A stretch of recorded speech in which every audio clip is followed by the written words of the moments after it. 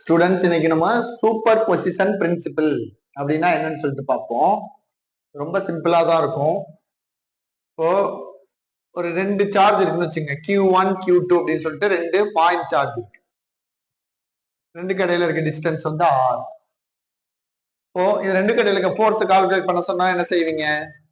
We can use Coulomb's law. F is equal to 1 by 4 pi epsilon naught Q1 Q2 by R square. So this is the force between 1 and 2. Okay, ரொம்ப சிம்பிளா இருக்கா? Suppose இப்ப ரெண்டு force இல்லாம அந்த இடத்துல நமக்கு மூணு ஃபோர்ஸ் இருக்குன்னு வச்சுக்கோங்க. Q1 Q2 Q3 மூணு ஃபோர்ஸ் இருக்கு. Q1 க்கும் Q2 க்கும் இடையில இருக்க டிஸ்டன்ஸ் R12 ன்னு வச்சுக்குவோம். Q2 க்கும் Q3 க்கும் இருக்க டிஸ்டன்ஸ் R23 ன்னு வச்சுக்குவோம். இந்த Q1 க்கும் Q3 க்கும் இருக்க டிஸ்டன்ஸ் வந்து R13 ன்னு வச்சுக்குவோம். இப்போ ரெண்டு ஃபோர்ஸ் இருந்தா நம்ம என்ன பண்ணிடுறோம்? கூலும்ஸ் லாவை யூஸ் பண்ணிடுறோம். இப்போ இங்க பாத்தீங்கன்னா மூணு சார்ஜஸ் இருக்கு.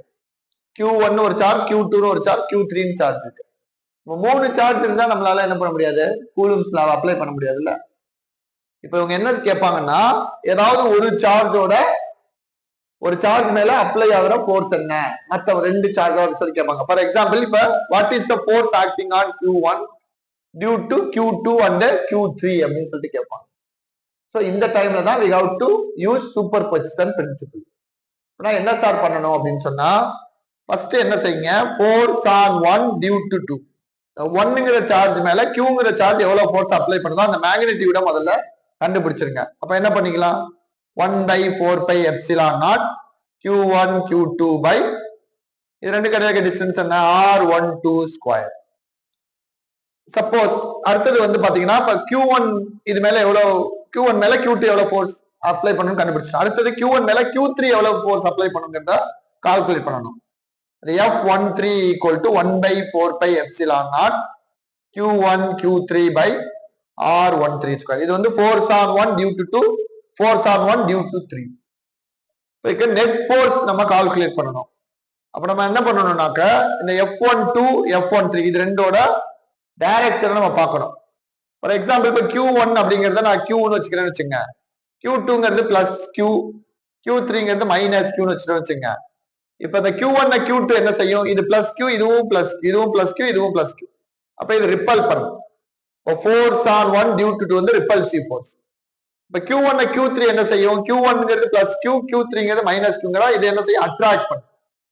அப்ப இது பாத்தீங்கன்னா F13 force on 1 due to 3. So இப்ப இந்த ரெண்டு ஃபோர்ஸஸ் எப்படி இருக்கு, ஆப்போசிட்டா ஆக்ட் பண்ணுதுங்க இல்லையா. அப்ப நமக்கு நெட் ஃபோர்ஸ் ஆன் 1 அப்படின்னா என்ன வரும்னா, சப்ட்ராக்ஷன் வரும். ரெண்டு ஃபோர்ஸ் ஆப்போசிட்டா ஆக்ட் பண்ணா சப்ட்ராக்ட் பண்ணுங்க, ஒரே டைரக்ஷன்ல ஆக்ட் பண்ணுச்சுன்னா ஆட் பண்ணுங்க. சப்போஸ் ரெண்டு ஃபோர்ஸ் இன்க்ளைன்டா இருக்கு, F12 F13 என்ன சார் பண்ணணும், இந்த ஆங்கிள் எப்படி நீ கண்டுபிடிக்கிற மாதிரி தான் இருக்கும்.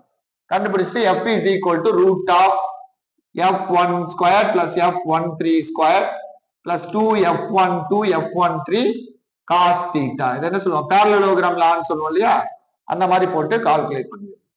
இப்ப இங்க ரெண்டு ஆப்போசிட்டா இருக்கனால F1 அப்படிங்கிறது என்னன்னா F12 minus F13. ரெண்டு வேல்யூ இதுல போய் சப்ஸ்டிட்யூட் பண்ணீங்கன்னா you will get force on 1 due to 2 and 3 என்னன்னு சொல்லிட்டு கால்குலேட் பண்ணிடலாம். இதுக்கு பேர் தான் superposition principle. So first வந்து force on 1 due to 2 Coulomb's law கண்டுபிடிங்க. force on 1 due to 3 Coulomb's law வச்சு கண்டுபிடிங்க. அதுக்கப்புறம் ரெண்டாவது டைரக்ஷன் கண்டுபிடிங்க. ஒரே டைரக்ஷனா இருந்தா ஆட் பண்ணுங்க, ஆப்போசிட் டைரக்ஷனா இருந்தா சப்ட்ராக்ட் பண்ணுங்க, இன்க்ளைன்டா இருந்தா parallelogram லாவை யூஸ் பண்ணுங்க. இதுக்கு மேல ஏதாவது டவுட் இருந்துச்சுன்னா கமெண்ட் பண்ணுங்க. புரிஞ்சிருச்சு அப்படின்னா ஏதாவது சம் 2-3 செஞ்சு எனக்கு அப்லோட் பண்ணுங்க, நான் வெரிஃபை பண்ணிட்டு கரெக்டா இருக்கான்னு சொல்றேன். Thank you so much student.